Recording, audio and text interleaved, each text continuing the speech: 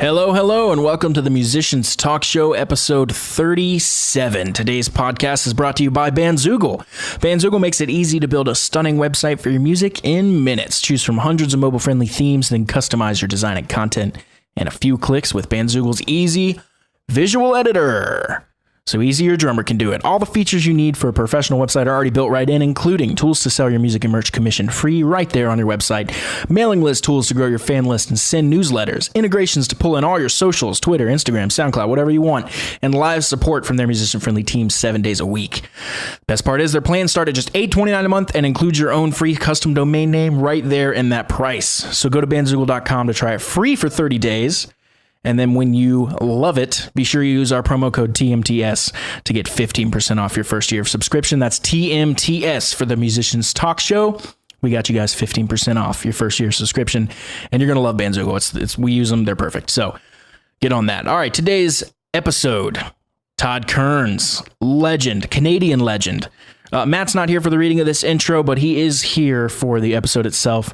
I'm not going to say a lot other than Todd's amazing, and this was a great episode, so I hope you guys enjoy. Let's get after it.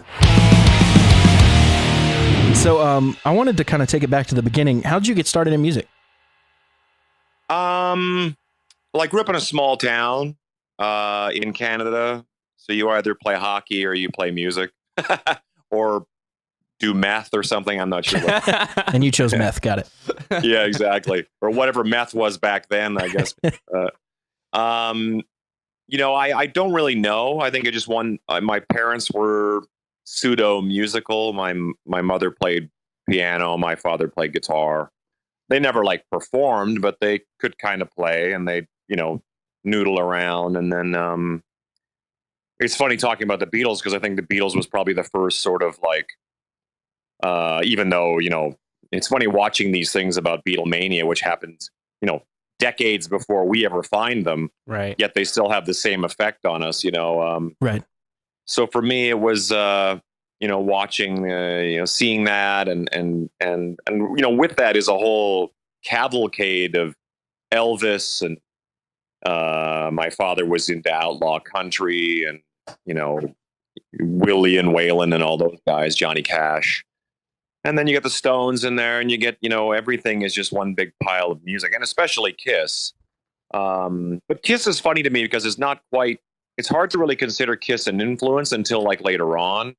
It was certainly an influence as far as music goes, but I think it didn't seem like they were a band. It seemed like they were superheroes or monsters or something. Yeah. And that it didn't seem like an aspiration that made sense. I'm going to do that. That didn't make sense as a kid, at least from your perspective. Bands like The Who led me into punk rock, and that became a lot more tangibly hey, I can do this. Yeah. Where it was string together 3 chords with a bunch of attitude, and you can play with your friends, and that's what we did. That's how I got started too. Same thing. Love that. Yeah. It's to be honest, I can't even imagine the horrible racket coming from basements and garages that we would make. Totally. But it was glorious to us. So did you start out on guitar? Yeah, I had an acoustic guitar. My father owned an old harmony that I would bang around on, and he would finally no, this is a C chord, this is a G chord. He would kind of show me a couple of chords, and then I kind of never put it down. You know what I mean? And then me and my friends all had guitars, and we just sit around making a racket together. And then oddly enough, my father, in his strange wisdom, decided, well, you have a guitar, we should get you a bass, which is a strange, not even let's get an electric guitar, a 6-string. It was here's a bass. And then I bought a Gibson EB3. It's a 73, I think it is. It's a weird thing that he decided, we should probably get you a bass. And, that's not the next logical jump. Yeah, not really. But the funny thing about it was that when I started to play in rock bands, everybody wanted to be a lead singer or a guitar player or a drummer, and the bass player was always this kind of afterthought. It seemed like, which I think is really interesting, because they always get these jokes about, no one cares about the bass player. And I was always yeah, but what about Paul McCartney? What about Gene Simmons? What about Nikki Sixx? Some of the most popular guys in those bands were the bass player. Yeah. Sting or Geddy Lee, sure, those are the lead singers, but they still played bass, So I always ended up getting gigs because you know, it was always sort of like a guitar player and a drummer and a lead singer, and then like some sort of like afterthought cousin who, that they made play bass. Right, right. Yeah. So then for me, it was kind of like I played bass and sang as well for a long time until my brother and I put a band together, and my brother had picked up bass. He's 2 years younger than me, so he picked up the bass somewhere along the line. And so when that happened, I just moved over to guitar. So that was Age of Electric. You moved over to guitar on that? Yeah, on the Age of Electric around '89, I bought a Gibson Les Paul, an '82, which I still own, and I still love that guitar with all my heart. It's been around the world with me 1,000 times. That's awesome. And that's what that was my first sort of like, okay, well, I'm going to play. I was sort of like the lead singer guitar player, the Paul Stanley position, I call it. Right. Cool. And then, so then I played guitar, and then I played bass. It's so funny because a lot of people know me either as a bass player or a guitar player or as a singer or some combination of all those things. And they always seem surprised when they see me doing one of the other things that they're not familiar with me doing. And I'm always like, no, I've always played bass. I always played guitar. I always played. So I always kind of felt fairly amiable to whichever thing presented itself. Paul McCartney was a guitar player up until Stu Sutcliffe left the Beatles. You know what I mean? Like, and a good guitar player, and then moved over to bass and ended up being one of the most influential bass players there ever was. Yeah, totally, dude. Do you play drums or keys or anything else, or those three your main three? Yeah, I've always wanted to play drums. In like, me and a friend of mine were actually we were going to put a jam thing together years ago where I was going to Meg White my way through the drums. But I do like playing drums. I'm certainly more scrappy, and I wouldn't be refined enough I would never hire myself, but I love playing. I've recorded a lot of recordings that I've done in my life. I'm on the drums and keys as well. But I would, keys is one of those things where I get around on it, but I would really have to sit down, and it takes so much like discipline to me to actually kind of like, once you're up and running on one instrument, like you're really like, you've got a good handle on it, to kind of take those steps back and go, okay, rudimentally kind of getting along is one thing, but to actually kind of own that instrument, that's a tough thing. So I always acquiesce to somebody with better abilities. But I certainly think I love, that's the thing. I play mandolin, I play ukulele, I play harmonica. I'm one of those guys that when I was a kid, I looked at guys like Brian Jones and I thought, that's cool that he can play the sitar. That's really interesting. And it seemed like every lead singer back in those days, Mick Jagger, Keith Relf from the Yardbirds, everybody played harmonica. So it seemed strange to me that, always had a harmonica or a tambourine. You're always kind of like in the 60s, you always had a kind of other thing going on. So I just kind of always, whenever something kind of struck me, I'd go, I'm going to learn the harmonica solo to big 10-inch record off of Toys in the Attic, stuff like that. So I'm always trying to like push myself. I'm not quite as pushy on myself now as I was when I was younger. Right. Yeah, well, that's cool because those instruments like the harmonica and the sitar and stuff, they have such a distinct sound or whatever, and you don't necessarily have to be an amazing player on them, but you can get that sound and add it to your music, and that's really cool. It's just a creative thing, and you're going totally. And it's one of those funny things with sitar or a lot of things like mandolins or banjo. Right. A lot of my friends and I would just kind of pick it up and go try and make sense of it, or sometimes adjust the tuning to work with whatever song you were playing. And unorthodox, crazy things to be doing, but it kept you creative and it kept you sharp. You know what I mean? And I think it's really easy to get kind of like compliant in your abilities at whichever your chosen instrument is. And if you ever want to be humbled, just pick up something you don't normally play. Yeah. And also help you think outside the box. Yeah. So absolutely. You're living in LA right now? I live in Vegas, actually. Oh, okay. But I double my time between here and LA. Gotcha. So at what point did you move from Canada to the United States? Officially around 2006. End of 2006, I came down. But I've been in and out of the States for years. Age of Electric was signed to Mercury Records out of New York back in the 90s.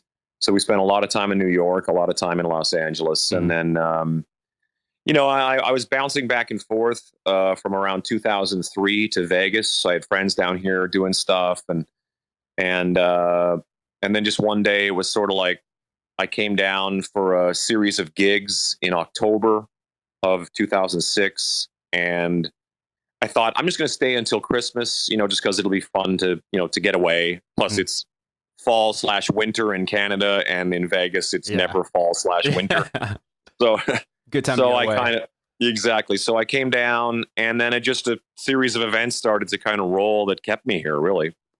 And I asked that to ask a bigger question, which is, do you think musicians need to move to a big city, a big hub, to really get the break they might be looking for? Or do you think with the age of the internet, that's made it a little easier to stay where you are?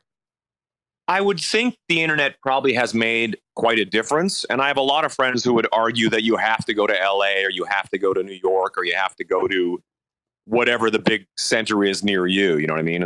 And I kind of agree with that, but I kind of don't. Because there's a part of me that feels like, had I, achieved, I guess what I would have deemed success, meaning I could pay my bills and feel like I was continually moving forward. If I could have achieved that from, Vancouver or wherever I was living, I probably never would have left. And that's not saying that I prefer this place to that place, or that place to this place, or whatever. It's more a case of like, you go, where you can really make a life for yourself and really make a go of things. And I think that, I'm Canadian and have a great, love and pride for where I come from. I think the pull to the United States was simply based on like opportunity and great things that kind of presented themselves to me. And I jumped on it. I'd never regret that, because I wouldn't have done any of the things that I've achieved since 2006, 2007, So, I think it's a good challenge for an artist or a musician or an actor or whatever it is that you do, because you can be the best at what you do in your town or your city. And sometimes it's good to take yourself and put yourself in, like being a great actor, just, picking that out of the air, and moving to Los Angeles and trying to make a go of it where everyone is an actor, Right. Well, it is a true test to your commitment and a true test to your ability. That said, I have a ton of friends in Vancouver who are all actors, and they work and they do really well up there. So I don't know if relocating for them is really something that they need to do. But for me, it just sort of, it was really healthy for me, because I was an established artist in my home country. Every time I stepped on stage, everybody knew the history of what I was, what I was and what I was going to do. Right. And then, when I kind of came to Vegas, I was able to completely reboot and start from scratch in a funny way. You're just kind of like, no one knows who the hell this guy is. Right. No expectations. Yeah. So for better and worse, like you kind of like, you have to kind of prove yourself. And, it worked to my advantage in that I just, I think I put in a lot of legwork so that when it was time to step on stage again in front of people who don't know who I am, it kind of, it garnered the proper reaction. And I think that's still, you still hope that regardless of whichever stage you step on in front of an audience that doesn't know you. Yeah. Yeah. That's awesome. What changes did you notice in your own career when you made that move?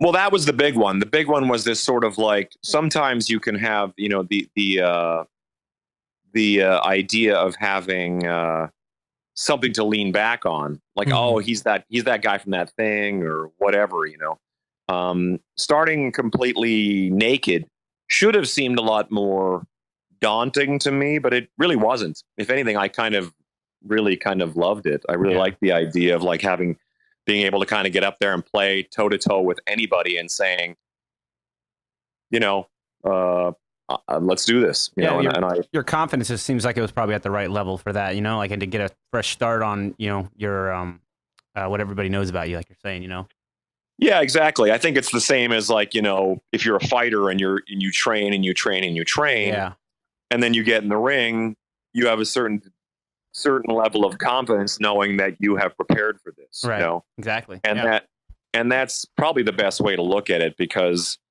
not only was I prepared in a training sense. I had been to war 1,000 times on stages and made records and all that kind of stuff. So stepping on stage in front of people that didn't know who I was, it wasn't really, I'm not the kind of person who gets stage fright. If anything, I feel, and I have this conversation with comedians and actors and all kinds of people who sometimes you feel more natural playing on stage than you ever do in a regular social setting, or Absolutely. like having to go to your, some sort of like forced work gathering kind of thing, is always sort of like, you much prefer the idea of, I just rather go play music because it's, I feel pretty confident of that and feel pretty good about that. So, so the stage fright thing was interesting. You were just listening to you talk about that. That's something that we don't talk about a lot, but doesn't get a lot of recognition as far as like just, being young and starting to get on stage or whatever can be really daunting. And that's interesting that you got that out early. And when you moved out to Vegas, that it was, basically a thing that you've already accomplished and you've already, conquered. That's awesome. Well, the cool thing about Vegas too, is it's like, all my friends here are musicians. Not all my friends, but a lot of my friends when I first came out here, all musicians. They all play multiple times a week in lounges and clubs. And, so it just, there's the idea of playing in front of people becomes so second nature. Yeah. That I don't think really anybody sort of has that issue anymore. It's a different thing when you're like, here's some songs I wrote. So if people don't like them, they don't like you, and you take it very personal. Yeah. It's one thing if you get up on stage and play Brown Eyed Girl and Sweet Home Alabama, and like no one's, you'll be fine. You know what I mean? Right. Yeah. But I think that, you a lot of it is somewhat of an act as far as like, as long as you exude confidence and it looks like you're having a good time, people kind of, they just kind of feed on that energy. But the reality is it's just, I do really love playing music, and I really do love playing with people and that whole thing. So to me, it's very natural. It's not an act necessarily. But you do have to kind of like, even if you're not feeling it, like you've got a stomach ache or a headache or you hurt your foot or, whatever, you walk on stage and you just kind of like find your way through it. You know what I mean? Yeah. And that's the beauty of once you become comfortable on stage, which, like I say, I feel like I'm more comfortable on stage than I am in almost any other situation. You eventually just sort of, once you've got all that out of the way, then you can just focus on, I suppose, the art side of it. Right. And then you're not as intimidated, I guess. So you're just like, you're be free to do what you want and express yourself how you want. That's awesome. Absolutely. Yeah. I think that's part of like, in talking about the Beatles and all that too. I think that, they grew up in strip clubs, right? Is that exactly? They play in those cover sets that were like, I forget, extremely long cover sets that were just crazy. Yeah. Till like the middle of the night, and like, and I think that that's how they, when they went to Hamburg and played like 5 sets a night or whatever it was, right? All that, eventually you just get to a point where it's just super second nature. Yeah. You know what I mean? So and when you look at these guys, the Beatles, when we got to know who the Beatles were at 23 years old or however old they were, they'd already logged 10,000 hours of stage time. Yeah. So it seemed kind of like so impressive. Yeah. And it's, and it seems so natural. It seemed very put together. Yeah. Yep. Is stage fright something you ever experienced, or it just was very natural for you from the beginning? Not really, to be honest. And I think the interesting thing is, because I never, when I was in, when we were in a band, you always are a part of a, like you're one finger in a fist. You know what I mean? Like you're not really you're a gang. You're a gang, and you have each other. Right. And I think that was a bit different. Years later, like, around 98, I think I did my first acoustic show, which is, a friend of mine called. Yeah, a friend of mine called and he said, we're doing a charity thing, and people are just going to get up and play acoustic and sing. And I was like, sounds great. And I hung up the phone and I was like, wait a second, I've never done that before. What did I just agree to, Yeah. But since then I've made it a big part of my life, and so that first time was the first sort of like, well, this will be interesting. Yeah. And I don't know if I would equate it to stage fright so much as just kind of like, you're accustomed to the safety net of Marshall amplifiers and loud drums. Right. and then it's just you and a guitar. And if your voice squeaks or you hit the wrong chord, it's there for everybody to see. You It's basically very vulnerable. It's very vulnerable. Yeah, you basically pull your pants down in front of everybody and just, what do you think? Exactly. What do you think of this? Exactly. There's nobody covering your, so you're just doing it. I know exactly how that feels. Yeah, and I do them all the time now. I released an album in 2013 that was an acoustic record, and yeah, we were just listening to that right before we started. Yeah. Oh yeah, to me, it's it became a big part of my. Again, that was another thing where people went like, "This is really weird that you're doing this," and I was like, "You obviously aren't as invested in what I do because that's just one of the many things that I do." In fact, for a while, for certain periods of my life, the acoustic thing was kind of the number one thing I did. But that again is one of those great things to do, because like years ago, someone asked me to act in a film, and I was like, I'm not an actor. That's super uncomfortable. And I think just that feeling of like, that is the most uncomfortable thing I can imagine made me go, okay, let's do that. I think you have to kind of, you kind of have to, because I think, like I said before, about whichever instrument you feel comfortable on, when someone presents something else, if you're lucky enough for somebody to present something else, you kind of have to go like, well, I'm either going to lean into it or run away from it. And I've always been pretty quick to lean into things. Even sometimes if I fall flat on my face, it's kind of like, I can always go back to playing loud rock and roll. I know I can do that. That's a good quality to be able to just adapt and go harder into something that you realize that is not your forte. Yeah, I think it's always good to try it, because I think sometimes, how do you know? Sometimes you might find something and go, I didn't even know I had a passion for this. Yeah. Right. I never really had the passion for acting. Although I, at the time, I did a little bit of acting here and there. A bunch of my friends were just starting out, and a lot of those guys went on to be working actors. Like they found themselves in that. And I think that that's really exciting, where I had already found myself at like 11, I said, I'm going to be a musician, and that's what I want to do. And then I'm still doing it. Yeah. Right. That's so cool. No one else said that early. Well, yeah, I'm sort of saying like the day you sort of looked at the Beatles and picked up a tennis racket, a tennis racket, and stood there and pretended to play, you thought, and then you basically think to yourself, that's basically what I'm doing now for a living. Yeah, totally. So you're actually the third musician we've interviewed that lives in Vegas. Oh, really? Who else did you interview? Greg Howe and Kevin Vecchione. Oh, cool. And I'm wondering, why Vegas over Los Angeles? It's funny to me because I spent so much time in LA in my life and New York, that it was a no-brainer that I would end up in LA. Like that was my intention. I wasn't even really an intention. I thought when I first came to Vegas, and once I kind of got settled in, I was in LA all the time. Like, 'cause LA, I consider Vegas kind of like a distant suburb in a sense. I could be in LA in 3 hours if I decide right now to jump in my car and go. And which actually a 3-hour drive to LA is not that long when you consider you can be in LA and it takes 3 hours to get to another part of LA. Right. But to me, it was sort of once I got settled here, it sort of changed the entire game, because it's a lot quieter here in a funny way. Like it's weird when I know people who go like, you live in Vegas? That's, before I lived in Vegas, I thought the same thing. Mm-hmm. So you like live in a casino and it's like 24-hour party time. And I'm like, it's actually not like that at all. It's kind of like there's the strip and around it is surrounded by kind of a small town in a funny way. You know what I mean? Yeah. And, I live in a sleepy suburb and if I want to, I drive 15 minutes over there and it's the craziest spot on the planet. You know what I mean? And so I kind of like the juxtaposition of it. You know what I mean? Yeah. And like I said, I'm close enough to LA that I don't feel too removed. And like I say, I'm there all the time.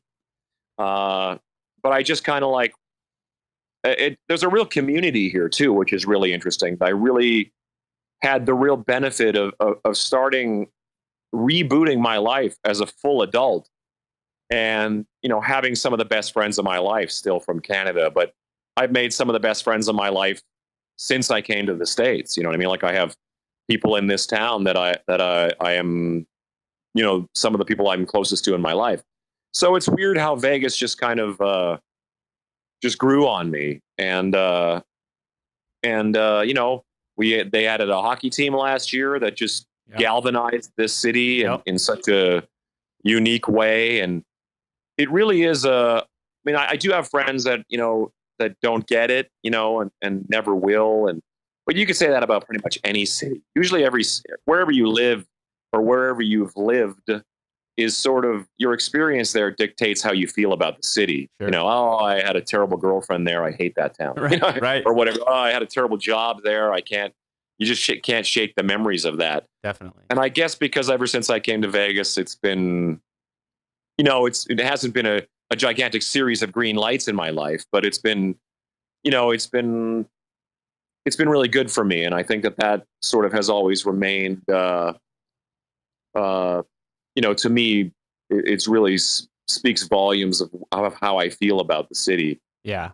Just looking at your eclectic bands that you've been a part of, man, like I think that speaks for itself, you know, and some of it was in Canada, obviously, but I mean, you've been a part of some awesome stuff here in States. So it's gotta have paid off dividends for you. So. And a lot of that wouldn't have happened had I not come down here. In fact, I don't even know what I'd be doing if I hadn't. I don't spend a lot of time looking back. I spend most of my time I try to spend most of my time looking at right now and with an eye on what's going on tomorrow.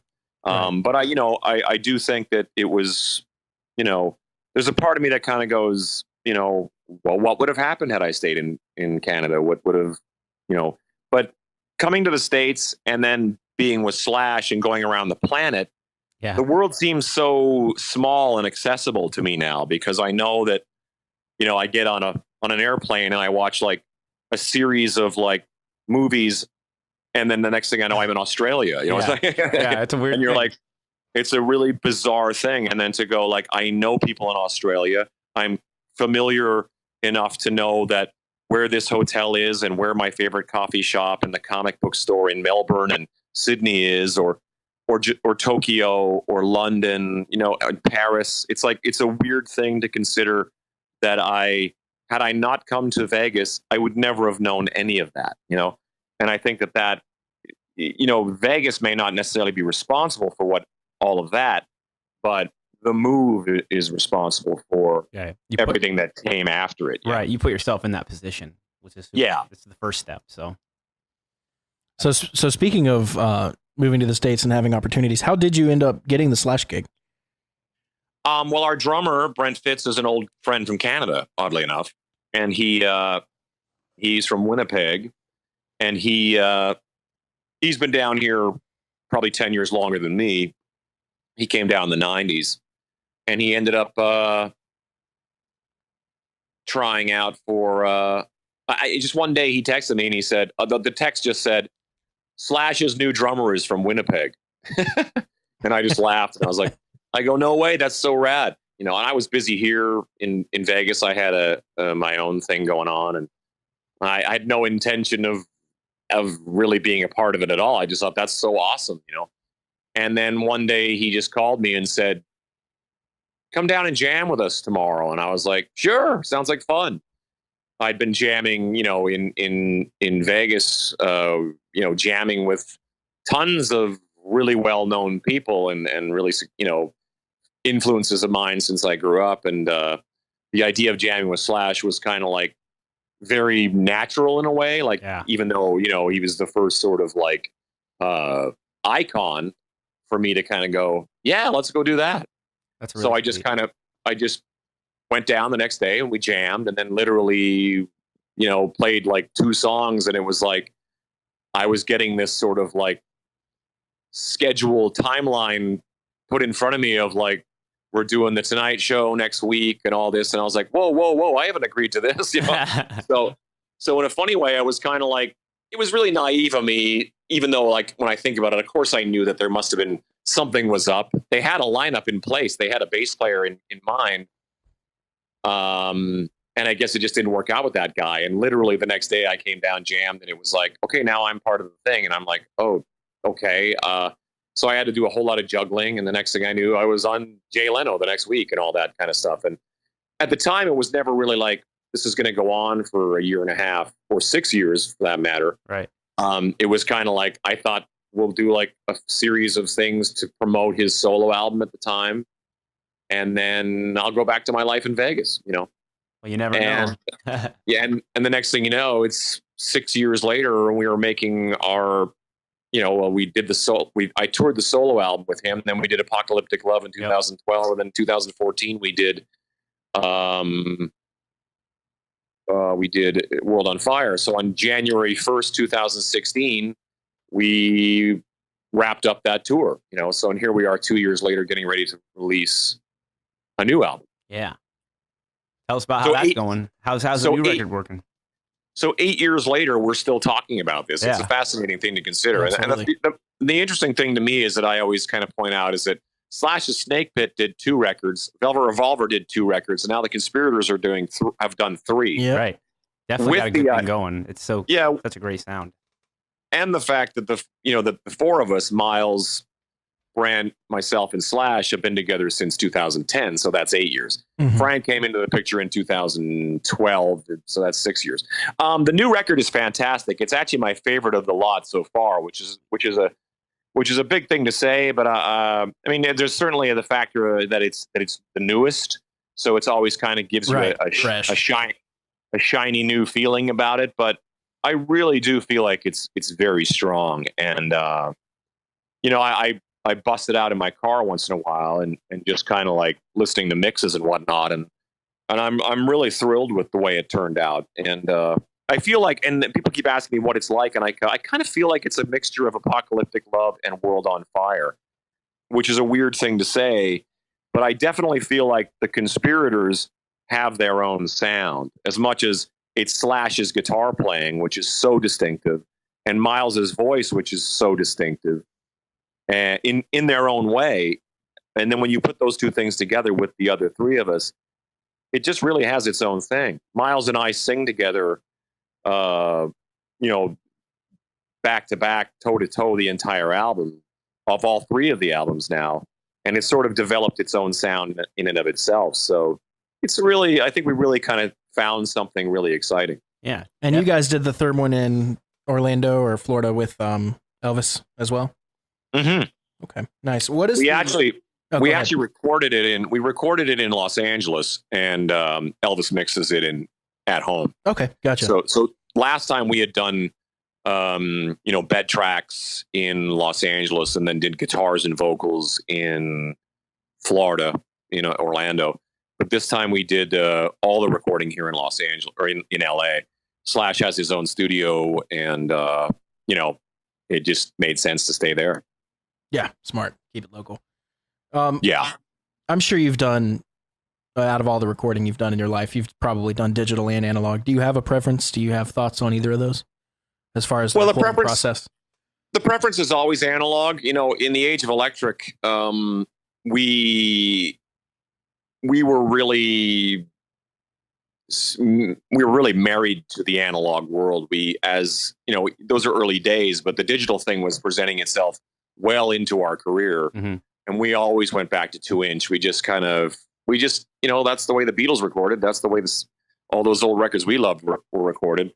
And we also felt like if I can't do it in, live to tape, if I can't sing it live to tape, then I shouldn't be fucking singing it, frankly. Right. So it's kind of like, the digital thing obviously has advanced so much in terms of sonics and everything else, like the fact that I'm to the point now where I'm getting to the point now where my friends are being this is a live recorded 412 Marshall, and then this is the the digital facsimile thereof, and my ear is relatively refined, I would say. But at the same time, once something's in the mix, I'm having a harder and harder time of knowing when something is real or not, which pisses me off, frankly.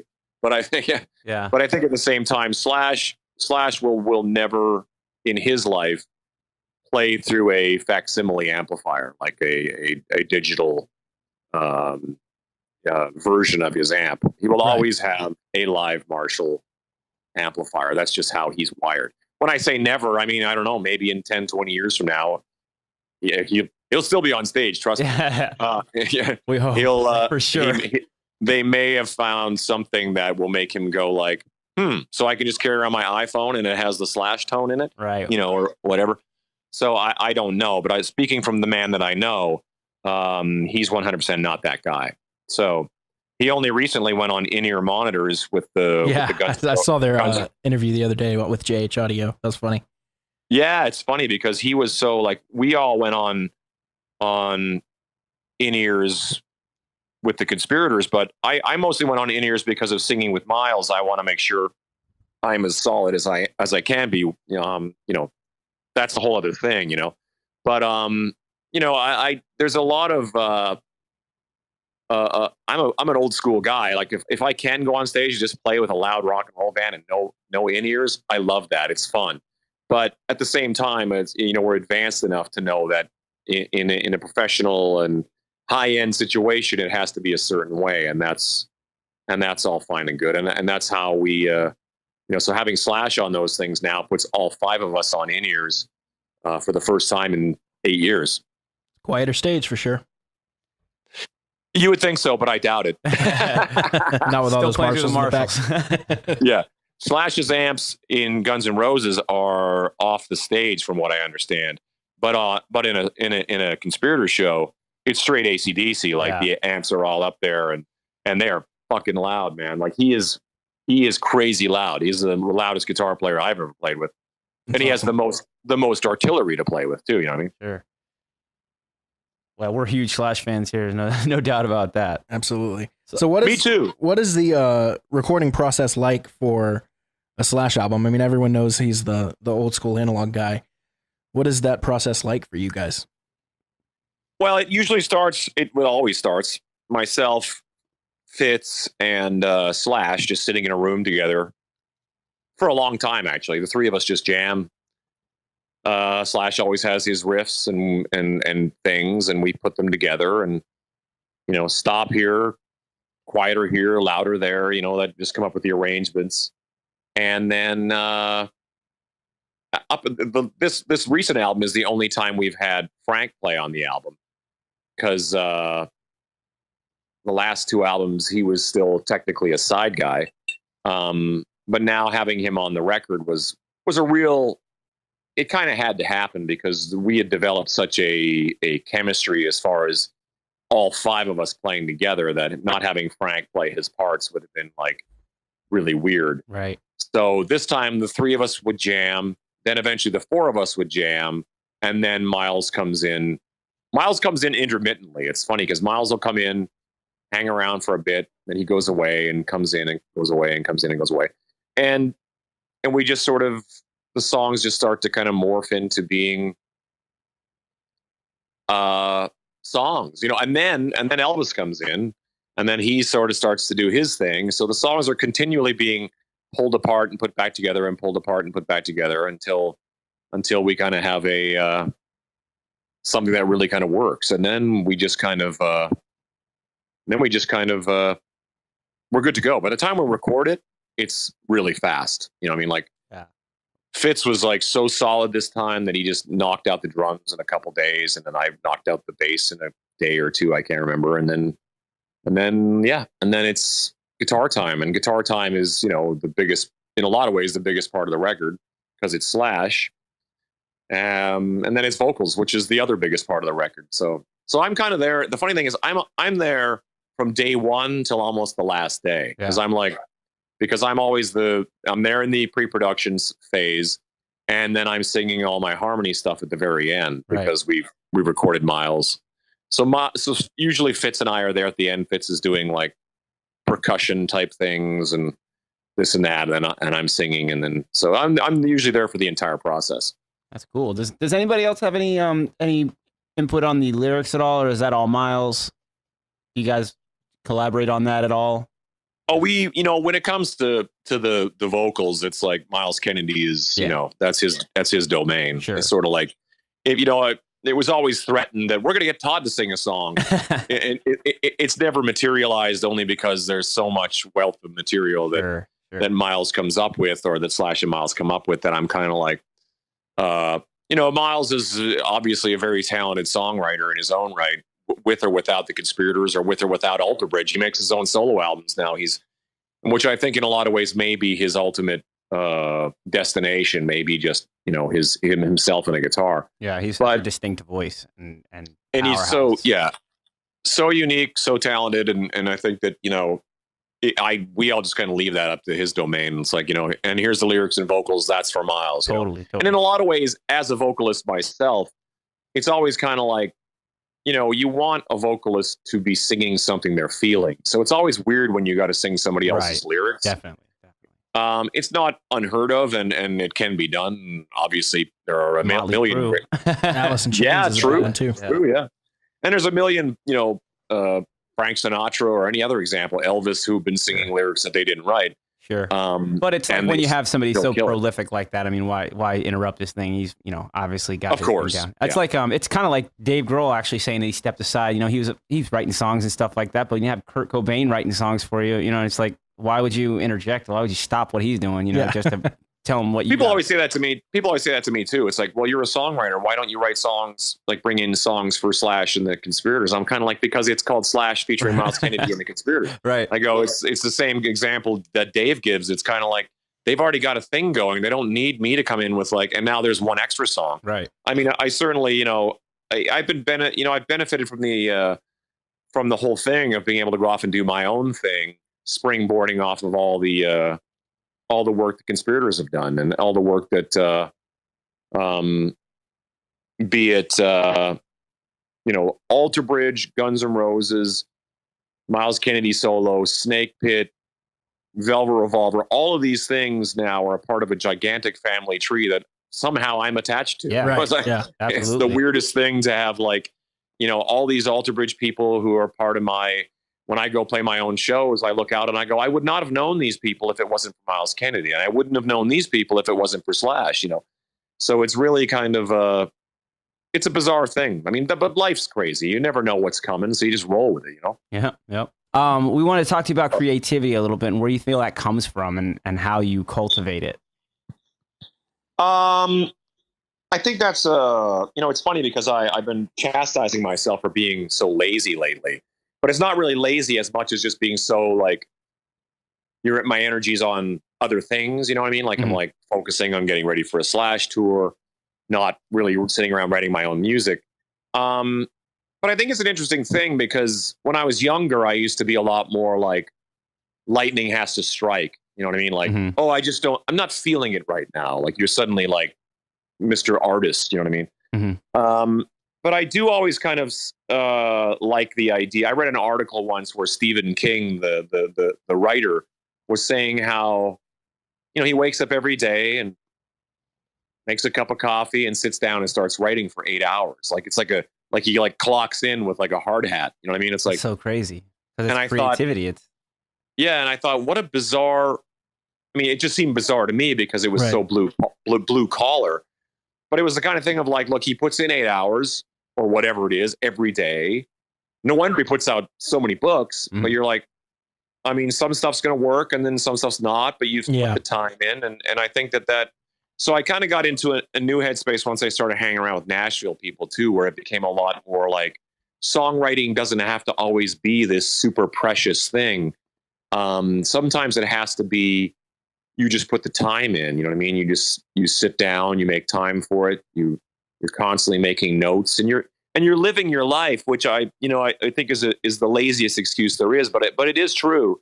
You're living your life and you're having experiences so that you have things to bounce off when it comes time to sit down and go, let's write a song. What do you want to write a song about? It's like, and then you have, any number of, whether it's heartbreak or frustration with the world or whatever the hell you decide to draw upon because you've been living your life. So I think that life is actually bizarrely creative in its own way, and very inspiring in its own way. And I think that so sitting down and writing Boy Meets Girl, you could do that all day long, and it's been done every day since the beginning of writing songs. Yeah. But your perspective on it is your own perspective and your own unique place. So you'll always find something a little different. So I think that, chasing creativity is is almost kind of a pointless endeavor. You kind of just have to sit down and do it. And I'm kind of, as I'm saying this, I'm trying to kind of get myself back into that mode of like, let's sit down every day for, even if it's a couple hours and just sort of knock some ideas around.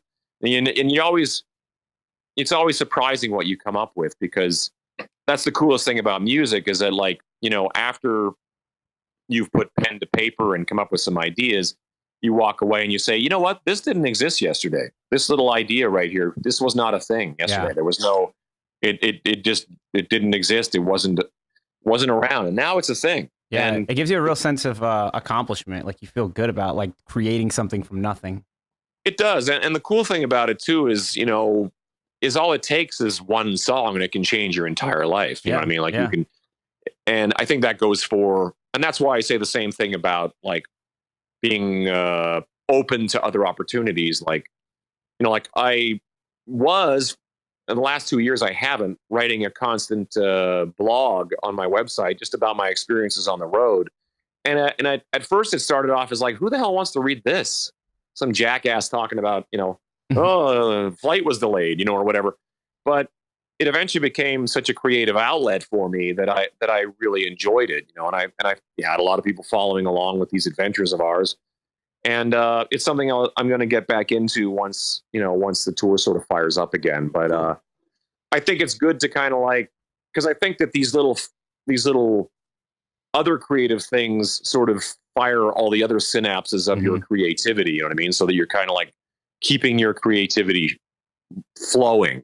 Right. Because it's easy to get into that place of like, oh, I love this episode of The Simpsons that I've seen 100 times. Right. And I'm that guy, dude. Like I'm so busy all the time. Like I'm always got something on my plate, that when I don't have something on my plate, I can put my feet up pretty damn fast. You know what I mean? You want to go to something familiar, right? Yeah. And just kind of like shut your brain off and just have some fun and get caught up on binge watching whatever you're watching. Yeah. But, and I don't think there's anything bad with that either. Because sometimes that can fire things off too. Watching a film that, whether it's a turn of phrase or a song title comes to you or whatever it is. I mean, like I said, life can be inspiring and life can be creative. So you just have to kind of be open to it. Yeah, even after you've seen that Simpsons episode 100 times, you're a new person. You've had more experiences the last time you saw it, so now you watch it and you maybe catch something that you didn't even realize. Yeah, that happens to me all the time. So, yeah. And songs are that way too. Definitely, like, how like I was just listening to something recently. Oh, I was learning a Beatles song, and I've heard it my whole life, and then you just sit down and you learn the lyrics, and you think to yourself, and it just touches you in a totally different way than it would have touched you when you were 20. Yeah. Because you've had a whole different series of experiences in your life. And now this song has a whole different, and that's the cool thing about music, man, is the idea that it just kind of like a song that didn't mean anything to you 20 years ago can suddenly hit you. Yeah.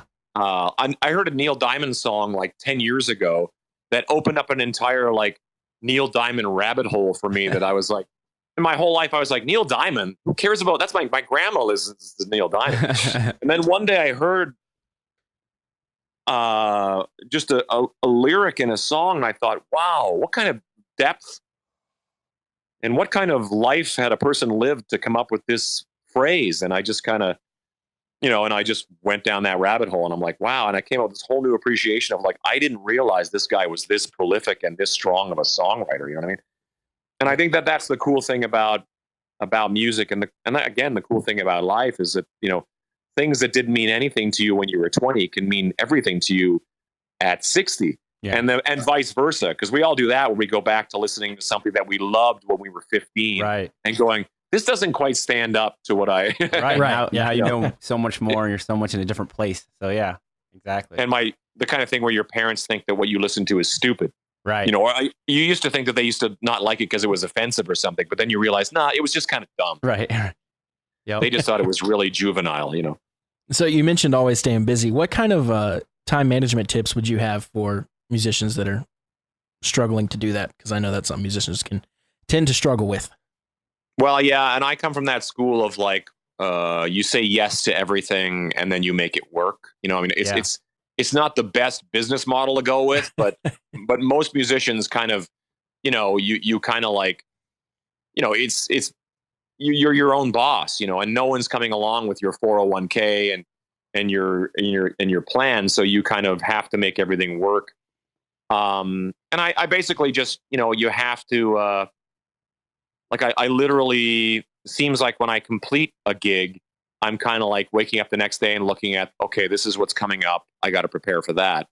And, and for me, it's uniquely interesting because sometimes I'm playing guitar, sometimes I'm playing bass, sometimes I'm singing. And, I have multiple projects on the go all the time.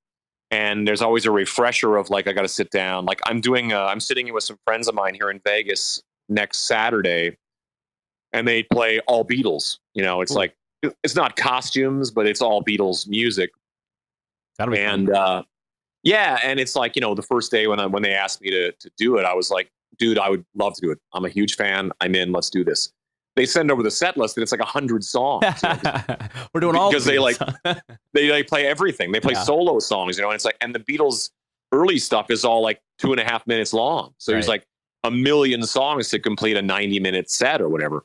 And I'm like, oh my God. So I sat there, as familiar as I am with the Beatles, I still had to sit there and really, and I'm doing Paul McCartney parts, which are challenging. Paul McCartney is the king, you know what I mean? And I'm like, so, and I played with my friends rating the Rock Ball last night here in Las Vegas. And I woke up this morning, looked at my phone and thought, oh, I got to get down with some Beatles homework here, which I love doing. But it really is kind of like, oh, okay, here's my next thing. It's actually really dangerous when there isn't a next thing. Right. That's I'm one of those people that I start to kind of like, as much as I enjoy the idea of like, well, let's just go to Hawaii for a week and just take a break. But I am one of those people that always kind of needs to have something kind of brewing. You know what Absolutely. I mean? Yeah, I'm the same way. If I went to Hawaii for a week, I'd be like, I'm so bored. I got to do something. Yeah. And it's tough because you got like, a significant other that like, you have to put the time in with it. Yeah. You just want to like be a normal person once in a while. But absolutely.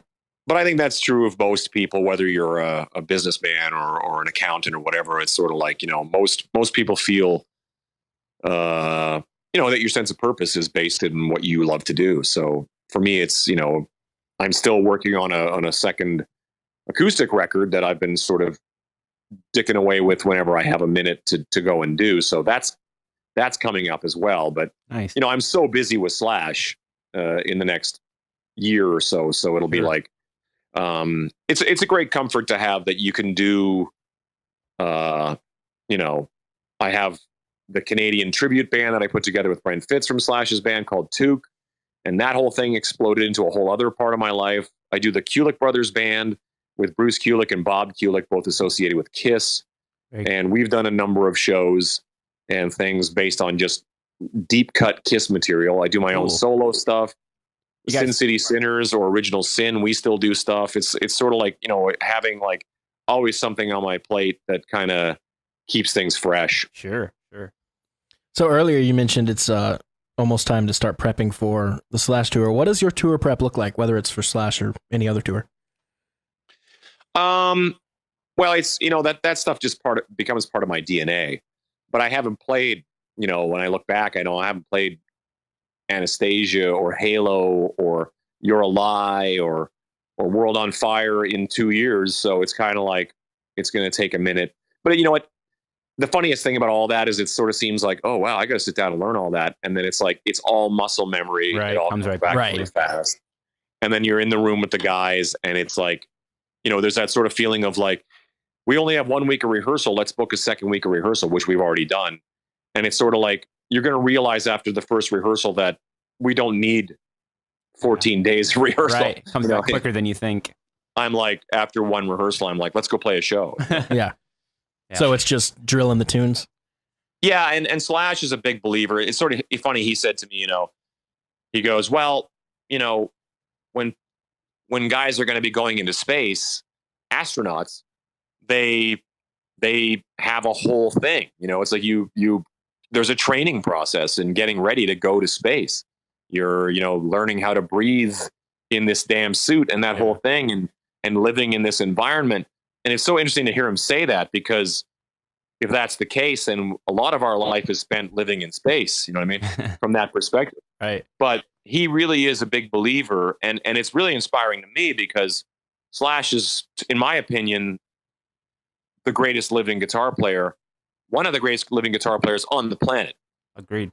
And certainly the greatest living guitar player of what he does. I think that no one touches him. Yeah. But he has a guitar in his hands every day, and he's constantly pushing himself and constantly doing new things. Like something like Anastasia, like the riff in Anastasia, is something he wouldn't have played 5 to 10 years prior to that. That's something he came up with in the advancement of his skills and ability. You know what I mean? So he's always moving, always growing, always moving forward. And to me, for a guy who doesn't have to, you know, I mean, he very easily could just show up in a top hat, play guitar, and everybody's happy. Yeah. But the fact that he's constantly sort of pushing himself is inspiring, you know, and it's sort of like, it gives you a little kick in the ass too, to go, I gotta keep growing and moving forward too. You know, I got to keep pushing and just try and be better than I was when I was 5-10 years ago. Love that leading by example too. Yeah. Mm-hmm. Who are some new bands you like? Some bands that might have come out in the past, I don't know, 2 to 5 years. Oh geez. That's tough because it always kind of gets away from me every time I think about this. Like Royal Blood, I really love. Yeah. Oh geez, I'm so bad at this because the bands, they come and go so fast. It feels weird to me that, like, you know, back in the day, a band would come out and they'd be around for 5 to 10 years. Yeah. Now bands seem to come and I go, whatever happened to those guys? I used to love those guys. Yeah. But I'm constantly like, you know, because I think that, you know, the Struts and bands like that are starting to kind of a certain flair for the kind of rock and roll that I lean to is starting to present itself. Yeah. I think that for a few years I was just sort of like, you know, I just wasn't really passionate about what I was hearing that was new. And that sounds like such an old guy thing to say, but it is true. It's sort of like, you know, I grew up on Kiss and the New York Dolls and Cheap Trick and the Ramones and all the bands that I loved. And then that led to Guns N' Roses and all that kind of stuff too. So there's a lot of attitude in those bands, you know, and and I find that the attitude is all in hip hop now. And I kind of, you know, I find that it's sort of, it's a good point. All this sort of like peacocking and like, look at me and Flair, yeah. And that sort of like toughness sort of went over to hip hop, and then pop music became a lot more, you know, a little bit more surface. But pop music is supposed to be just pop songs, right? But that said, punk rock, you know, has always lived on, and there's always going to be a world in that. And I think it's always really important. And I wish I did more of it, but I'm always so damn busy to go out and see bands in local bars doing it for the same reasons that we did it. You know, I mean, like no one really sits down and goes, I'm going to be a rock star. Right. You know, I'm going to be, we all kind of do it, you know, just because. For the love of music.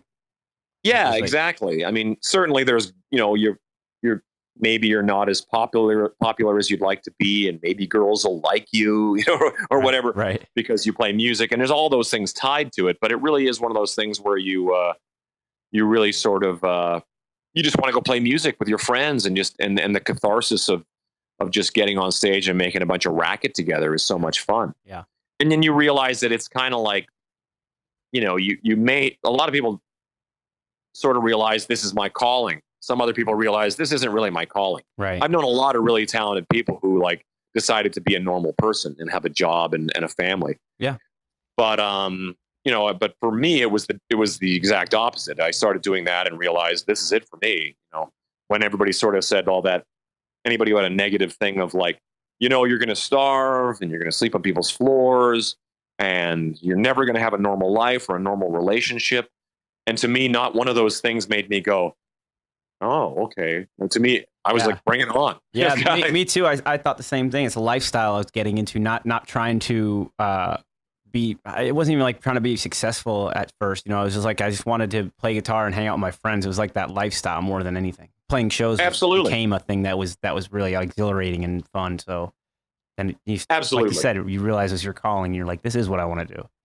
when I first started playing music, me and my friends went on the road in a 3-piece band. I was the bass player singer, and I got paid probably like $100 a week. Right. And we starved and slept on floors, and not once did I ever complain. Like I never once thought this is a terrible existence. Right. If my kid was going to do that now, I'd be like very concerned for them. You know what I mean? Sure, because it's not easy. No, but at the same time, not once did I complain, or not once did I have a bad time doing it. We had a blast, and it was, eventually, as you do these things, you start to lose members because guys start to go, this isn't for me. My girlfriend and I want to get an apartment, whatever it is. And then I'm still there going like, knock yourself out. I'm going back out and doing this, Right. And it's sort of the same way it is today. Of course, it's not $100 a week, and it's not sleeping on floors, but it's exactly the same headspace. Yeah. You know what I mean? It's exactly like, it's like, this is fun. This is a joy for me. I'm happy to be here. Right. So what plans do you have for the future after the Slash tour? That's actually the interesting part of all this, because it's, once it's so far away, you know what I mean? Like that's the interesting thing about, yeah. Yet at the same time, it all goes so fast that the next thing you know, like the fact that we're actually kind of like getting ready to go into rehearsals to tour is a bit shocking in a funny way. Cause for a long time with the Guns N' Roses reunion tour and everything else, there was, waiting to even go in and record the Slash featuring Myles Kennedy and the Conspirators album was sort of, it was just taking longer and longer and longer. But the next thing you know, you're like, wow, we're here. We're getting ready to go out and tour and release a single and release an album and all that kind of stuff. So it goes so fast, and it's, so by the time, September of 2019 or wherever it is when we're going to stop touring, it's sort of like one of those things where many things will present themselves between now and then. In the meantime, I have a solo album I want to do. Mm-hmm. And there's, the Took project that we've been working on has become a real focus as far as like putting out original material, and all that stuff is kind of presenting itself. And I'm very open to kind of letting the universe once in a while dictate where we're headed. Sure. I mean, just, see where you are when the time comes. So many things could happen and present itself at the same time. So yeah, but that's cool to hear that you're working on the solo record. That'd be really interesting to check out. And the Took stuff, is that coming out anytime soon, or is it? Well, there's a Took album up on Spotify, and what it is, it started as a tribute to music that we grew up on. It's myself and Brent Fitz, who are both Canadian, and the guitar player is Corey Churko from Shania Twain's band, who's also Canadian. He lives in Los Angeles. We're all just guys that grew up on Canadian music, and we just started recording these versions of these songs. And now we get, we get hired all the time to do these Canadian things. That's cool. And it's been a blast just kind of doing it. And then we're putting out a second one in November, and it's the same idea, just more tribute to Canadian music, except that we wrote a song together on it, and the song is really strong and really exciting, and we're all like, let's do that. Cool. What starts off as a fun idea suddenly grows into something that's kind of like relatively viable, like could be something. I wouldn't say the word important isn't correct, but important to me. You know what I mean? Like what starts off as like what's fun suddenly turns into something that kind of like feels like we could really put some time into this and do something great. Right. Nice. Well, Todd, man, thank you so much. Thank you. Really appreciate your generosity with your time today. Absolutely. I'm just like I say, I got nothing going on. Going for coffee with some friends. Got to get on those Beatles tunes, it sounds like. Yeah, exactly. probably should get on my homework. Yeah. Totally. Well, it's awesome talking to you, Todd, man. We're huge fans of you and all the projects you've been a part of, man. It just made sense to have you on the podcast. I appreciate that. Absolutely. Thank you so much. And anytime you come through Charlotte, we'll see if we can't buy you lunch or something. Definitely. Yeah, by all means, look me up. Cool. Sounds good, man. Thanks again. Appreciate it. Take care. See you, Todd. Bye-bye. Thank you guys so much for listening. If you could take a second to subscribe, rate, and review our podcast, it really helps us to be more visible to more musicians. And don't forget, you can support the show by clicking on the link on our website that'll take you to our Patreon page. There you'll have access to content that is unavailable to non-patrons. Make sure you follow our socials by going to themusicianstalkshow.com/Facebook/Instagram or /YouTube to stay up to date on all the cool things we have going on here at the show. And lastly, email us with any questions, comments, concerns, or guest ideas at dallas@themusicianstalkshow.com. Thanks again for listening, and we'll see you guys next time.